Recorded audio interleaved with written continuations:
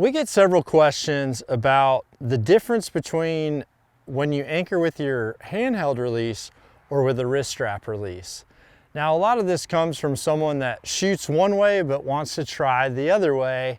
And what they want to know is, how much do I have to change my peep height depending on which release that I'm shooting?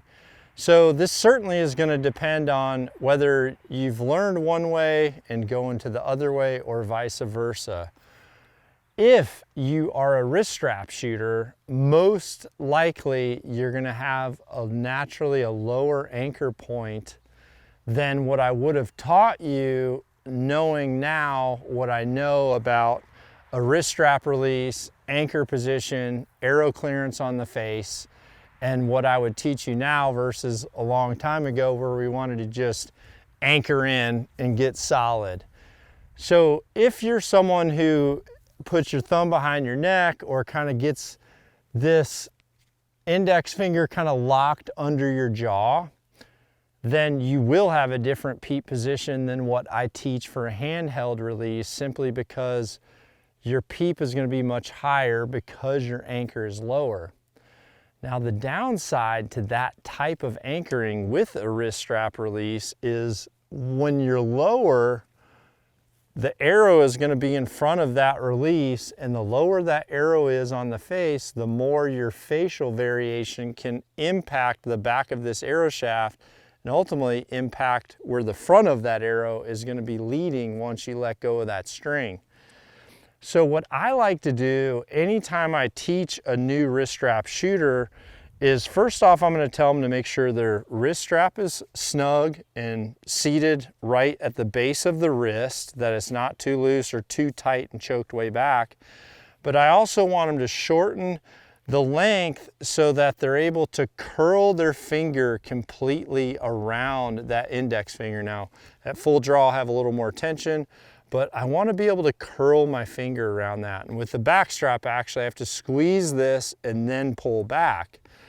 I don't want this so long that only the tip of my finger is reaching the trigger, because that is really going to get you to start to want to slap it. And it's also going to make you feel so much different in your anchor position. So if you get a wrist strap and you have it set to where when you have tension, you're able to just curl your index finger around that trigger or put it just like that and then squeeze it, that's going to be perfect. Now, in that position there, what I teach people is to put the index knuckle at the base of their earlobe.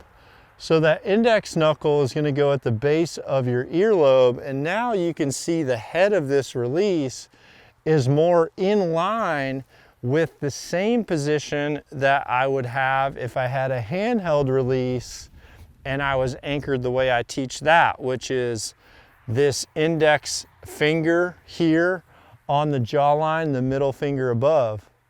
So with the wrist strap, I'm essentially going to be in the same spot, only turned a little bit flatter. Again, index knuckle, base of the earlobe. If I was this way, that index finger would be on the jaw. So one would be here, handheld would be here, wrist strap would be here. When that happens, I'm able to make the same shot with both releases with the same peep height. So let me give you a quick look here.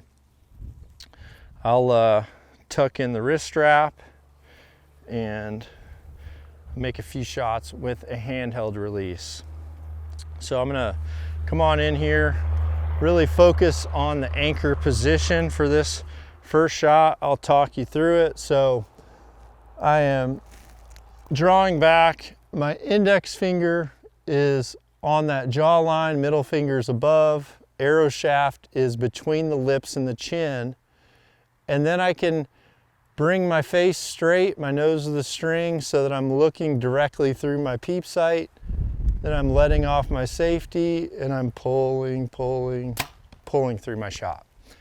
Okay, so I'm going to do the same thing now with my wrist strap. The important thing here is that the position of this arrow shaft is between my lip and my chin when I'm anchored in these positions that I tell you, and the arrow is actually in the safe part of my face, in that cradle or that concave part of my lip, to where it has some clearance.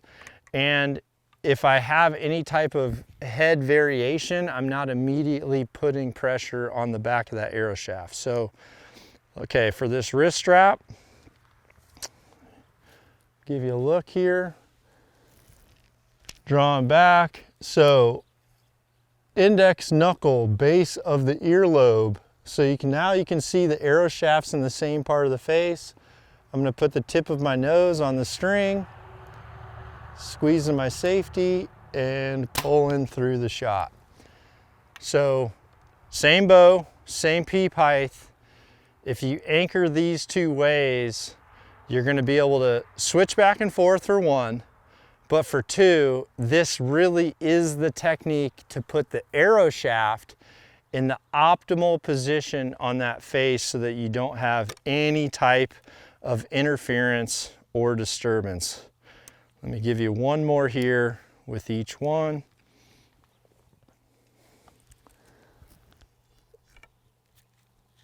Okay, index knuckle to the ear lobe.